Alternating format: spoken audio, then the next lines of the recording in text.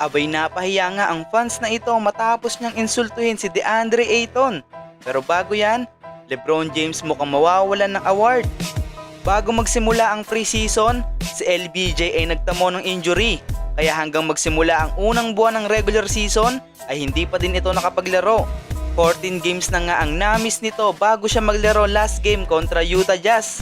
Ang NBA ay may rules mga idol. Kapag hindi ka nakapaglaro ng at least 65 games sa isang season, automatic hindi ka makakatanggap ng major awards tulad ng MVP, Rookie of the Year, Most Improved Player of the Year, Defensive Player of the Year at All-NBA Team.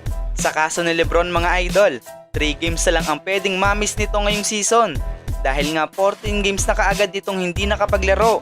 Tapos may 67 games pang natitira ang LA Lakers.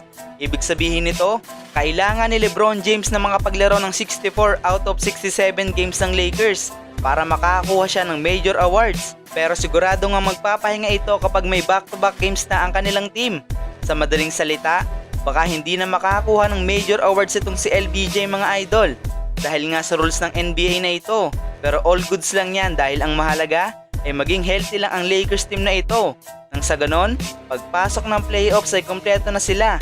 At dito nga lalakas ang tsansa nila na masungkit ang ika-18 championship ng Los Angeles Lakers. Pero kung target pa din talaga ni LBJ ang mapasama sa major awards ng NBA, kakailanganin niya talagang maglaro ng back-to-back games.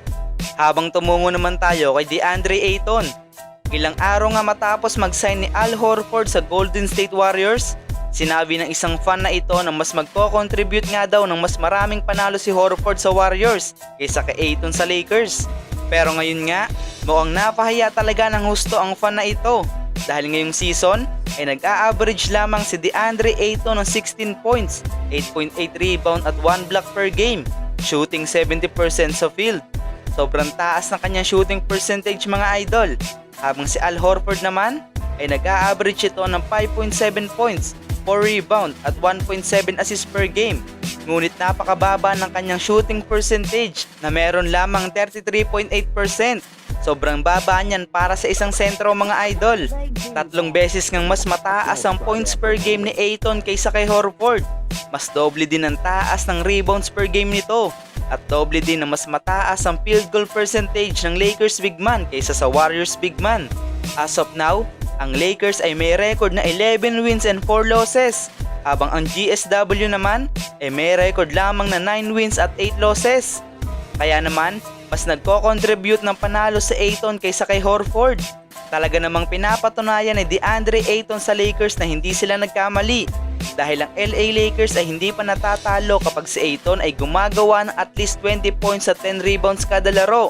Sa last 3 games pa nga nito, nag-a-average ang Lakers big man ng 20 points, 13.3 rebounds, 1.7 steal at 1 block per game, shooting 78% sa field.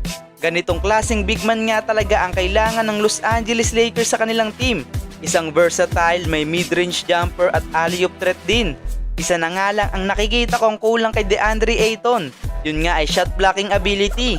Kapag mas gumaling pa nga ito sa pagiging rim protector, talaga namang mahihirapan na ang kanilang kalaban na tapatan itong si DeAndre Ayton.